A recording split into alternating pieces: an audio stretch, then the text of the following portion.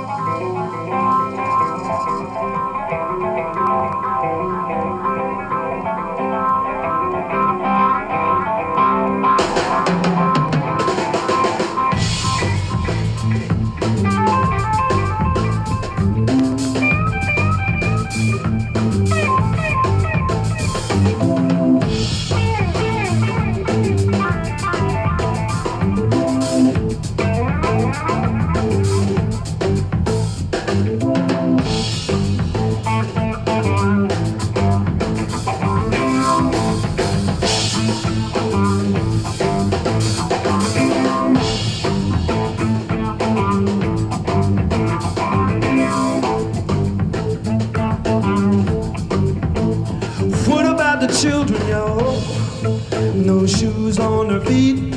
What about the people, yeah, who don't get enough to eat? What about the babies, yeah, living in the streets? Hey, what's the solution?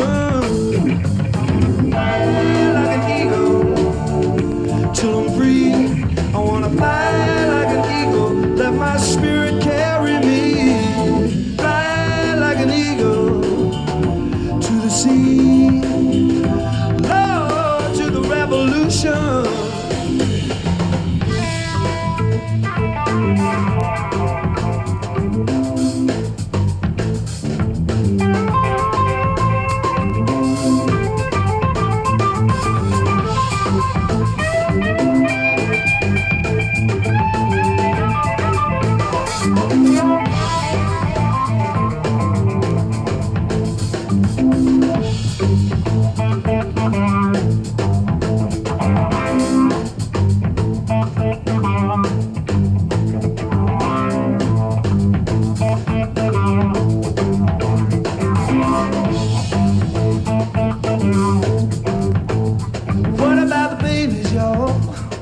With no shoes on their feet.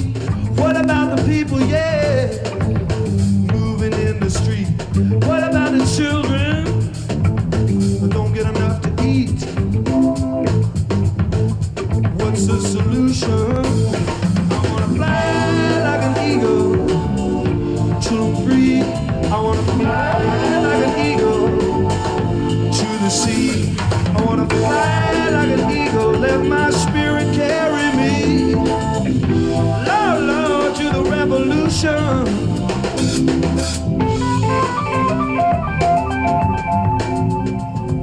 I'm just going to jump in here because plenty to have a look at so far. The intro to this track, maybe it was just played around Christmas time, but we've got this really deliberate delay effect on the guitar for most of the track, which really fills in a lot of the sound, but we have got keys in there as well, so we get a really full sound here throughout. This track that we're looking at, Fly Like an Eagle, was recorded 2 years after this performance. So maybe this is why we've got this delay effect on the guitar and it sounds like a slightly different version of the album version, is because it's been tweaked over the next 2 years to then be released in 1976 on the Fly Like an Eagle album. And the way that Steve sings, he's got such a unique voice, and there's not a hell of a lot of vibrato on there. He just sings with almost a straight note, but the expression that he gets within his voice is all down to the tone, but also the way that he just throw in those little blues throwaway lines, the way that he ends his runs vocally. I always say playing and singing at the same time doubles the difficulty. We've got another guy who can play lead guitar as well. The way that he's throwing it together is sparingly because of that delay effect. If you got too busy with it, it would then just become a mess. So he is playing pretty slowly within these little sections where he's throwing runs together on the same string. We're then getting the repeats of the runs afterwards, obviously because of the delay, and he doesn't go too crazy with it. He's just throwing it in there for that artistic effect and to make it interesting. Like I said, a lot of the stuff here in this live performance isn't actually on that recording that you might have heard before. Just Steve as a writer as well, he's written some really interesting tracks, and I know that from 1973 onwards, he changed that sound from more hard rock into something a little bit more commercial, and he still had some psychedelic elements in there when you listen to the production on some of those tracks. And the Joker really stands out, Abracadabra as well, and just that as a song title, making that into a hit is genius, because you'd think that if you called a song Abracadabra, it's only going to go one way, but because of the melody that Steve put into his tracks, he just made it so interesting the whole time with the production as well. And while I'm just mentioning those two tracks, we have to give a massive shout out here to Gerald Johnson on bass, because he's absolutely laying down a groove within this track, and he's playing on those other two tracks as well. So wherever you have a really solid groove, it's this guy Gerald playing it. We've also got John King on drums in this live performance, again absolutely laying it down, the same drummer as the Joker. So this is the same rhythm that we've got going on the whole time, absolutely solid in the pocket throughout this whole performance. And you could say that Steve was almost destined to become a musician, because his mum was a talented jazz singer and his dad by day was a pathologist, but then he also was a very talented recording engineer, to the point where guys like T-Bone Walker would come round to Steve's house to record with his dad. And T-Bone Walker also showed Steve how to play the guitar behind his head and with his teeth. So being in those kind of circles really must have had an effect on Steve, and the fact that his dad and his mum were very good friends of Les Paul and Mary Ford, so much so that they were the best man and the maid of honour at Les Paul and Mary Ford's wedding. And when he was age 6, Steve was trying to play the guitar and Les Paul just happened to be around at the time, and he said to Steve, if you stick at that, you might be something. So Steve did absolutely stick at it, and 6 years later, when he was 12 years of age, he taught his brother how to play bass, and he also told one of his school friends called Boz Scaggs how to play the guitar, showed him a few chords, and then Boz went on to do quite well himself. And then fast forwarding to when Steve was at university, he actually dropped out early because he said to his parents that he wanted to go and play the blues in Chicago, and his mum was totally supportive and said, you got to do what you want to do. And I think his dad was slightly less enthusiastic about it, but must have come round eventually.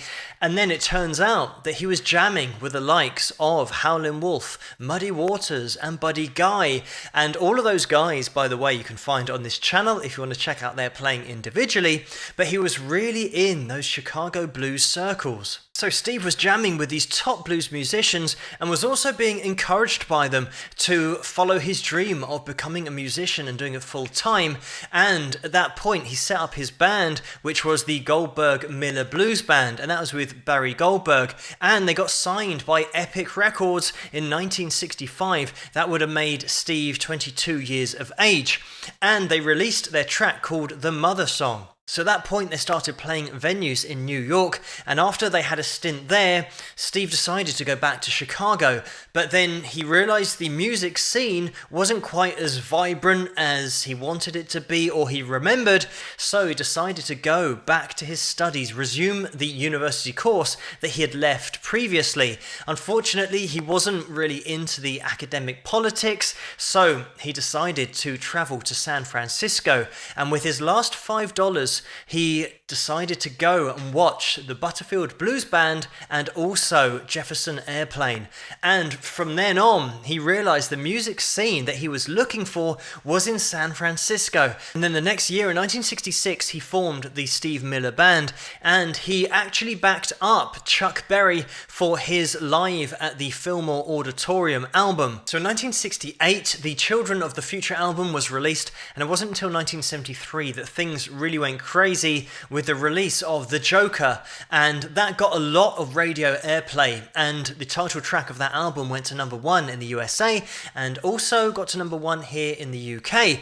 And then after this, they released the Book of Dreams album, which was actually recorded at the same time as Fly Like an Eagle. They just did it in one big batch and then divided it up into 2 album releases, but that was a huge success as well, and they went on in 1978 to do a co-headline tour, and that was a major stadium tour with the Eagles. And just quickly, before we get back into the video, another thing about Steve is that he's very business savvy. He knows how the music industry works, and he had a track called Sacrifice, which did have a long intro on it. So he realized that if he cut off that front part of the track and called it another track, rather than just having it as a long intro, he could make royalties from both of those tracks together, rather than just having one. And he made thousands of dollars more by doing that. But let's get back into the performance.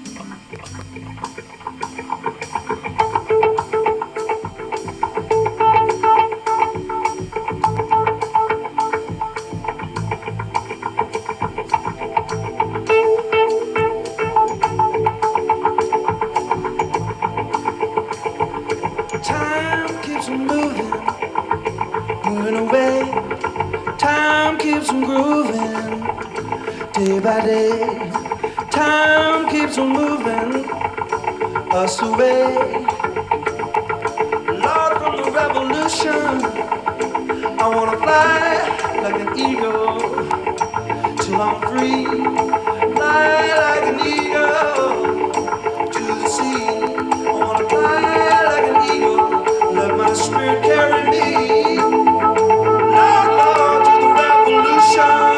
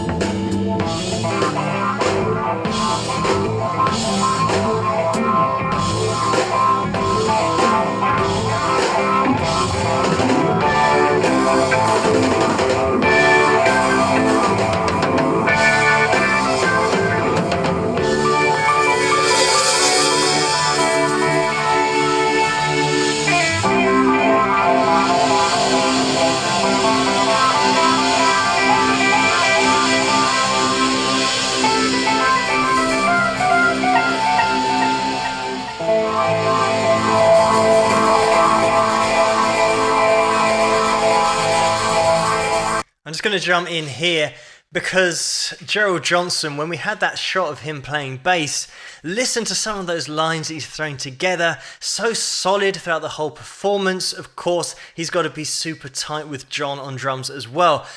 I just want to have a little word about Midnight Special as a show, because it is so well put together. A lot of the shots that you get from that show are always on the musicians, and you generally see exactly what you want to in terms of if there's a guitar lead going on, you see the guitar player playing the lead. You can see his hand just all really nice and clear. It wasn't always the case. Another thing is the way that it's been pre-planned, that when Steve goes to get his slide, that transition, they change to just filming a member of the crowd. And then as soon as he's got that slide on his finger and he's ready to go, they cut back to the band. But getting back to Steve and fast forwarding to 1982, he released Abracadabra, which was a massive success. And the next album after that was Wide River. But that was 11 years after, in 1993. And he didn't release another album until 2010 after that. And that was called Bingo. And that was an album of blues covers. And at the USC Thornton School of Music, between the academic year of 2010 and 2011, Steve did some teaching there in popular music and music industry programs. And this is something that I find really interesting when top performers and top players also teach, because sometimes you hear that expression where people say, those that can do and those that can't teach. And I always find this funny to read, especially when I say that I'm a teacher, and the reason that I started teaching guitar is because somebody saw me doing it, so then asked for lessons in what I was doing. And I think people that say teachers can't do it themselves, it doesn't really hold water, because there are so many top performers that then go on to teach, and that's maybe a secondary income for them. So they're doing it, and they're teaching because they do it. So I think maybe that expression's been a little bit messed up over time. I think along the line somewhere, it maybe meant that those that are great at doing something aren't necessarily great teachers, or it might be a quote from a book, which I've also read as well. And just quickly before I finish, I don't want this video to go on for too long, but Steve was inducted into the Rock and Roll Hall of Fame in 2016. And it's interesting because Steve was not a fan of the Rock and Roll Hall of Fame. He tended to think it was just about popularity, and it wasn't really about musicianship or artistry. It was just more of a popularity contest. So he was in there, even though he didn't really agree with it. And at the induction, he wanted to be inducted by Elton John, because he said that that's the guy who knows him and his music more than anybody. But he was inducted by the Black Keys. Now, the Black Keys were massive fans of Steve's. Unfortunately, Steve didn't know who they were, so he wasn't that receptive to them, and unfortunately the Black Keys after the induction just went home, didn't stay for the after party or anything, because I think they were a bit depressed that Steve didn't really want to know who they were or talk to them. But it's an interesting take on the Rock and Roll Hall of Fame, because sometimes there are bands in there that you're not sure why they're in there, but also bands that aren't in there that you think, well, how are they not in there? And I don't know how it works. Obviously, I'm not an expert, but thank you so much for suggesting this video for me to take a look at, and keep those suggestions coming in the comments below. Let me know what you guys think, and if you like this video, please give it a thumbs up and subscribe, and I'll see you guys at the next one.